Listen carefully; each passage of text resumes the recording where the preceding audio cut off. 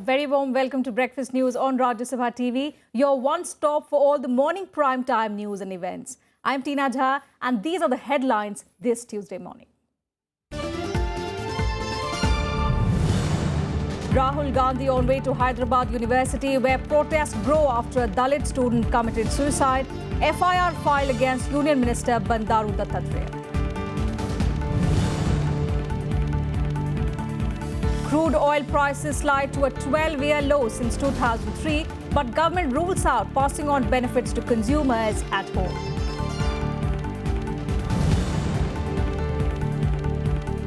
Exports shrink for 13th month in a row. Volatile currencies, sluggish global demand combined with domestic infrastructure problems to hamper manufacturers. And after cricket fixing allegations now in tennis, report says 16 top 50 players have thrown matches over the past decade.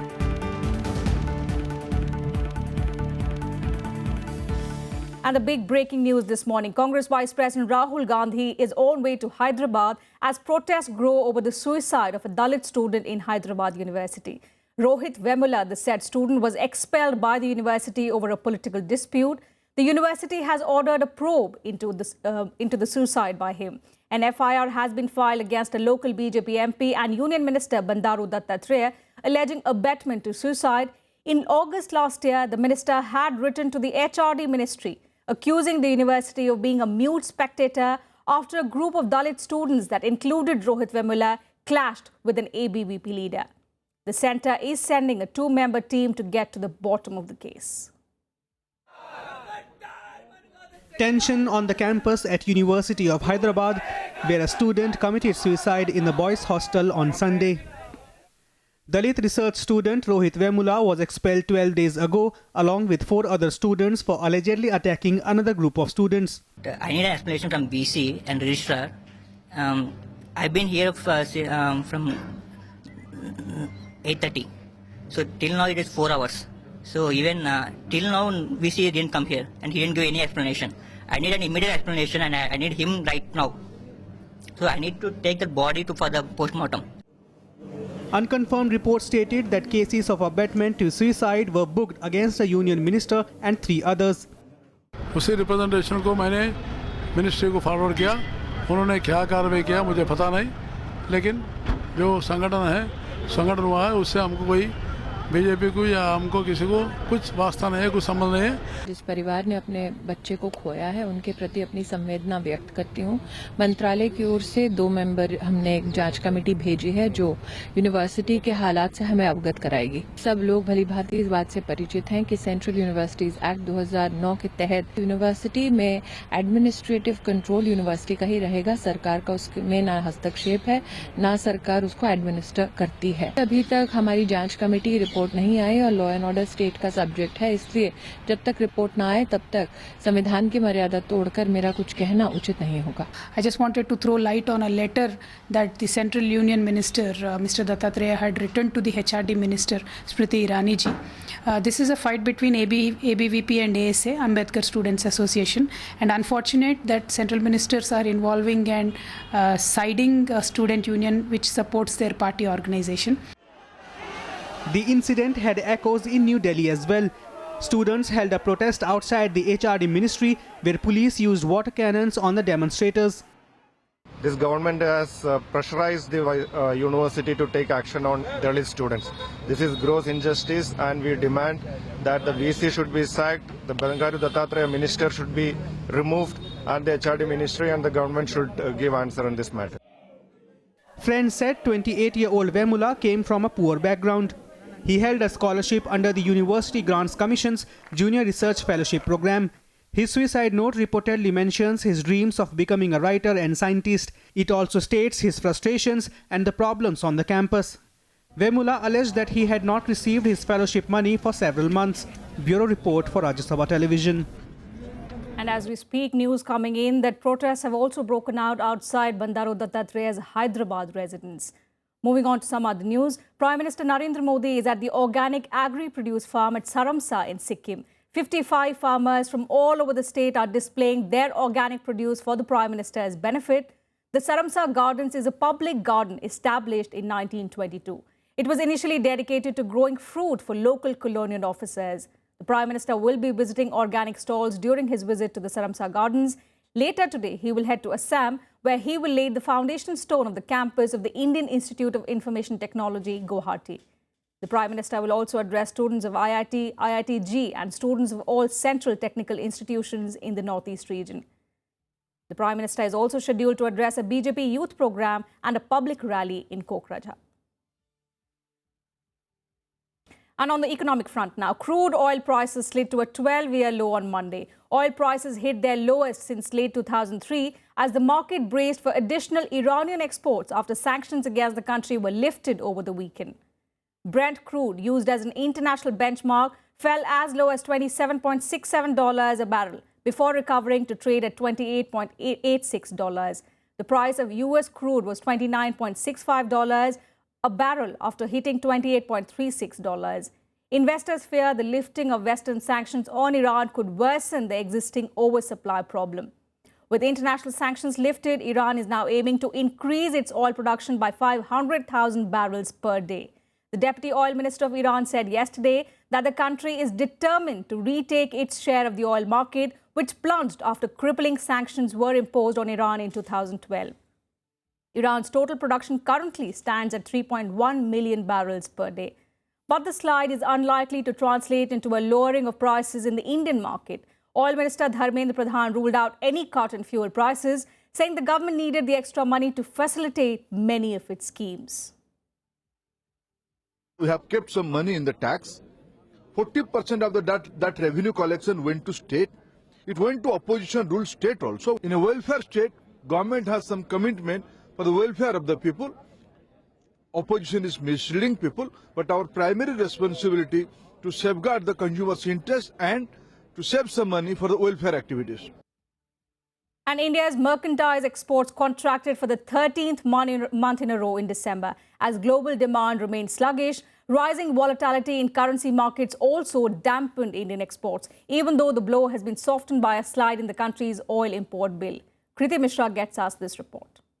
Exports fell for the 13th successive month in December as orders from the United States and Europe shrank and exporters grappled with the competitively weaker Chinese yuan. Outward shipments shrank 14.75% to $22.29 billion against $26.15 billion in December 2014. Gold imports also tripled, raising 179% to $3.8 billion in December, and trade deficit widened to $11.6 billion as against $9.17 billion in December 2014.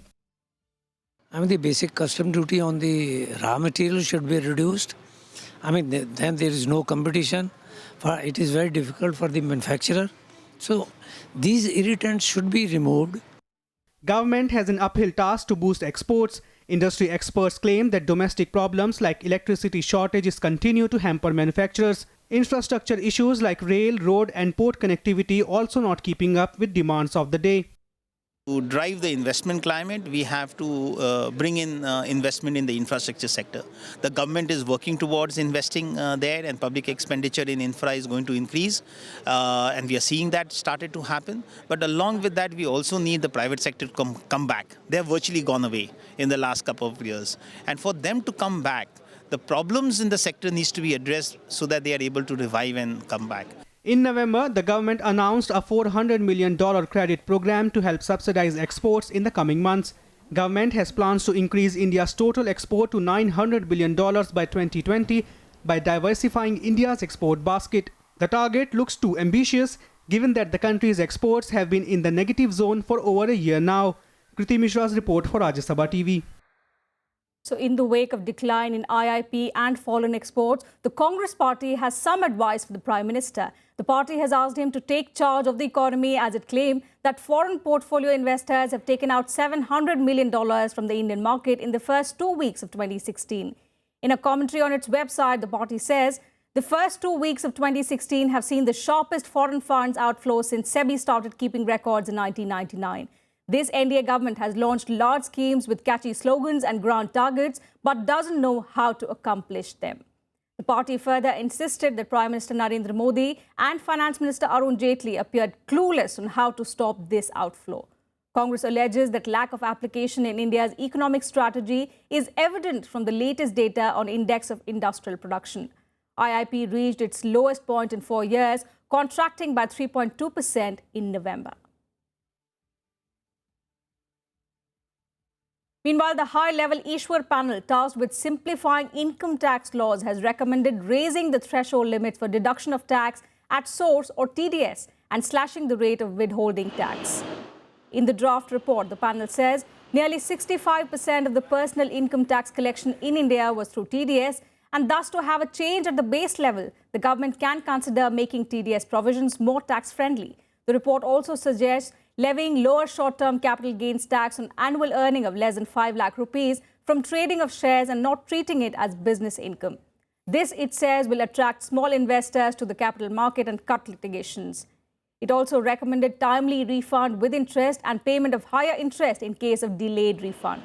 The draft report of the 10-member panel contains 27 suggestions for amendments under the IT Act and 8 for reform through administrative instructions.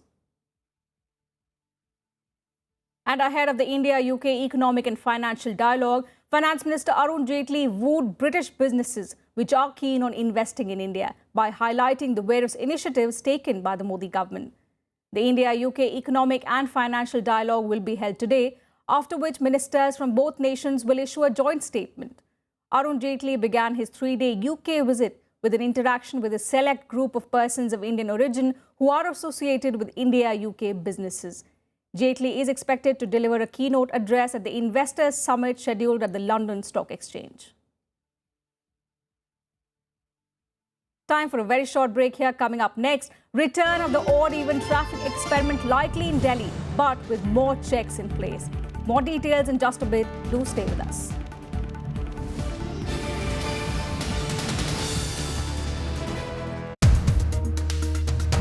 103rd Science Congress, Venkat Ramakrishnan, he made a telling statement that it looked like a circus. The media makes a headline out of a non-issue.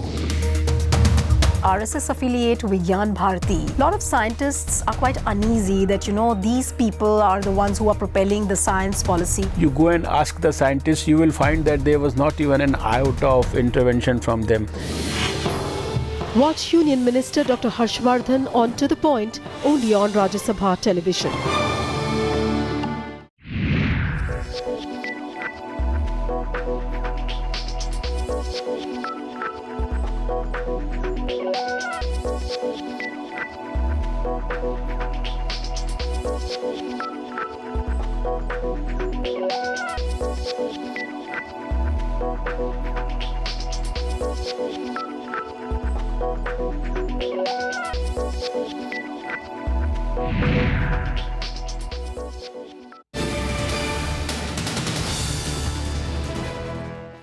Thanks for staying with us on Breakfast News. So after 15 days of successful running of the odd-even scheme, Delhi could see the return of the vehicle rationing experiment, but this time with precautions and after removing the bottlenecks.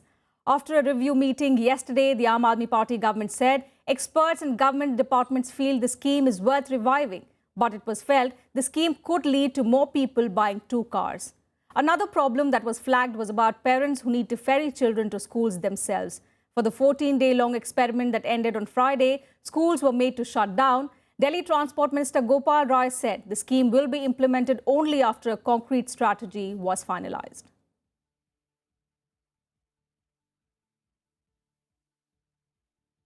And time now to take a look at all the important events lined up for today in our segment, The Day Ahead. Prime Minister Narendra Modi will launch the BJP's campaign for the upcoming assembly polls in Assam by addressing a rally in Kokrajhar today. Modi will also lay the foundation stone for the campus of Indian Institute of Information Technology in Guwahati.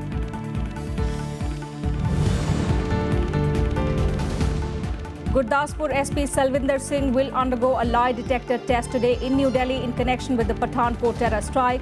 A special court allowed the National Investigation Agency to conduct the polygraph test on Singh earlier this month.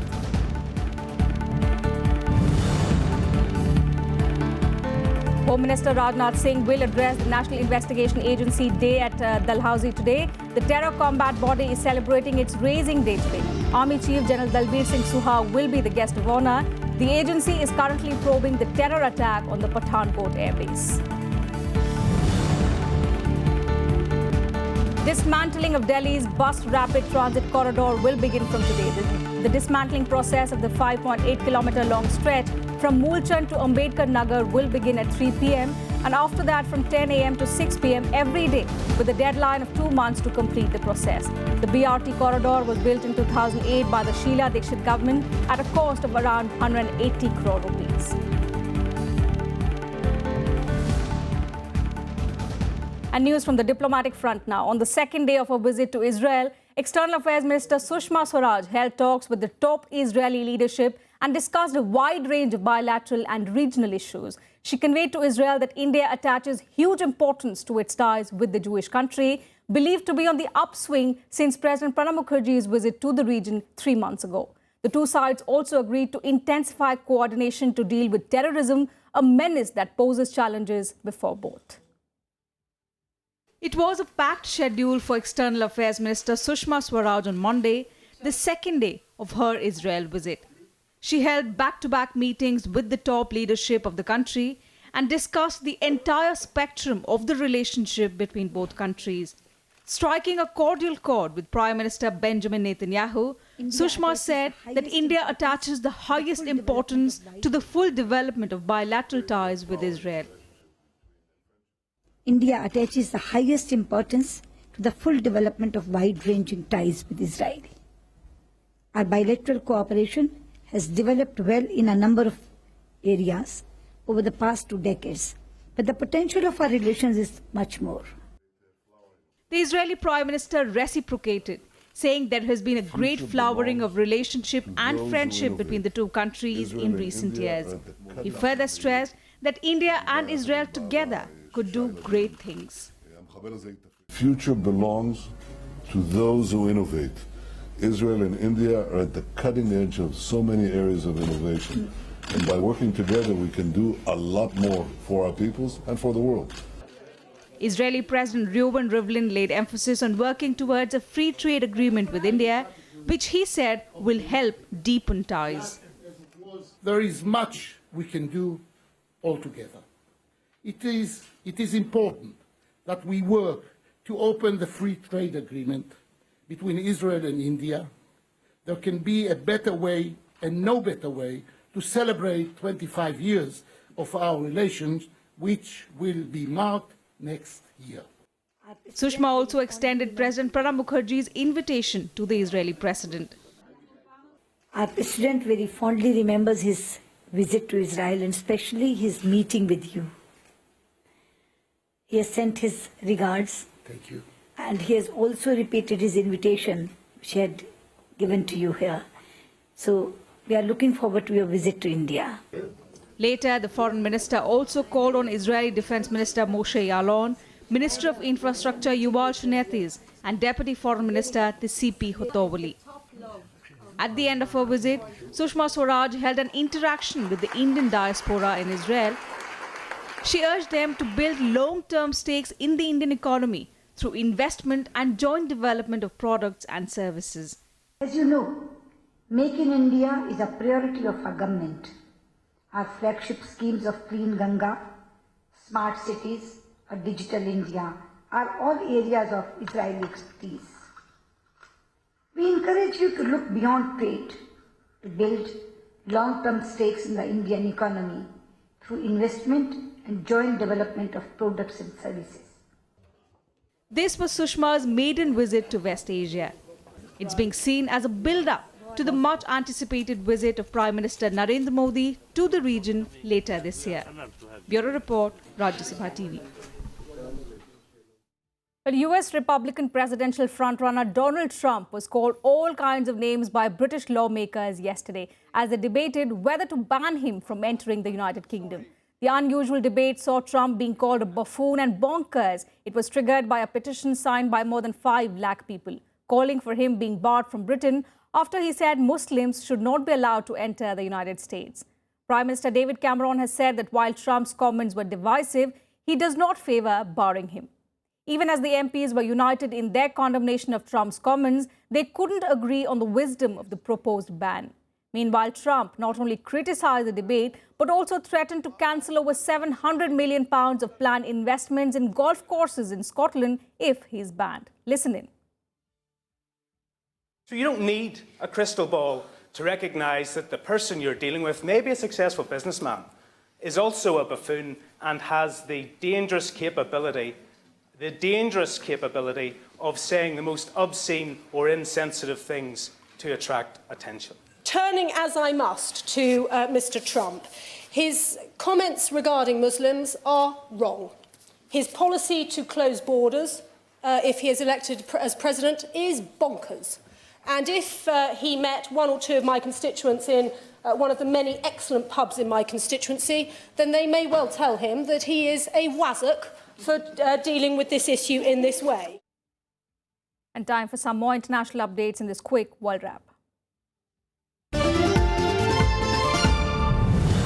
At least 26 people have been killed and 20 others injured after fighter jets of the Saudi Arabia-led coalition attacked a police facility in Yemen's capital, Sana'a. According to witnesses, the victims were mostly police officers working in the building. The death toll is expected to rise as there are people still buried under the debris. The Saudi-led coalition has been launching airstrikes on Yemen's Houthi rebels and their allied forces targets since March 2015. The airstrikes have so far caused more than 5,000 deaths in Yemen, according to United Nations statistics. Russian President Vladimir Putin welcomed the Emir of Qatar in Kremlin for bilateral talks. Putin will discuss the security situation in the Middle East and the Gulf in talks with Al Thani, clearly referring to regional conflicts, including the war in Syria. The Emir of Qatar is in Russia for a two-day visit aimed at discussing the Middle East and energy.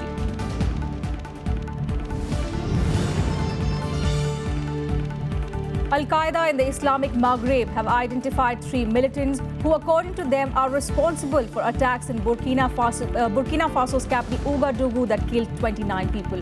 8 Burkina nationals, 6 Canadians, 3 Ukrainians and 2 French citizens were killed, among others. The statement included a picture of the 3 identified militants, apparently adolescent heroes, in beige fatigues carrying Kalashnikovs.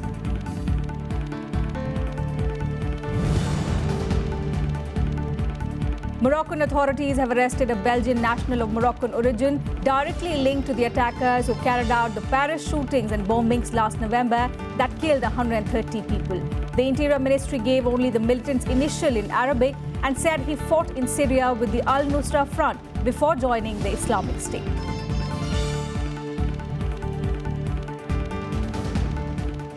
Time for another very short break, but coming up next, all the morning action from the Australian Open. Do stay with us.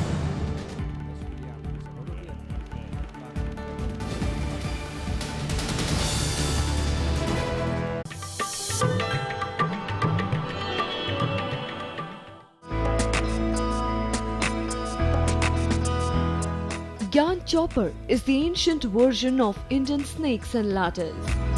This intriguing game was popular among the old, the young, and the rulers as well. The chopper has its origin in the Jain philosophy. It tells the story of virtue. Each square, in turn, also narrates some message of wisdom.